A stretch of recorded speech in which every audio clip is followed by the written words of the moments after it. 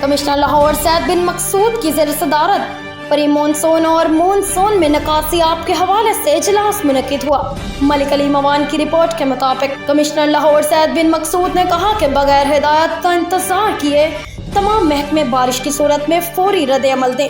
Commissioner Lahore نے کہا کہ تمام محکمے اپنے کنٹرولڈ ایریاز اور متعلقہ جگہوں پر رد عمل دینے کے پابند ہیں۔ نکاسی آب کے لیے واسا کی machinery, back up system, emergency camps خود کار نظام کے تحت حرکت میں آنے چاہیے۔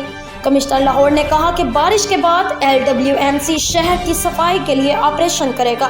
PHA کا سٹاف سڑکوں سے گرین بیلٹس میں بارش کے پانی جانے میں رکاوٹوں کو لگاتار چیک کریں گے۔ کمشنر لاہور نے کہا کہ نکاسی آب انتظامات اور آپریشن نگرانی کے لیے ضلع انتظامیہ، واسا، PHA، LDA، MCL کے سینئر ترین افسران پر مشتمل کور گروپ تشکیل دے دیا گیا۔ کور گروپ سے بارش کے دوران اور بعد میں محکموں کو ہدایات اور کارکردگی مانیٹر ہوگی۔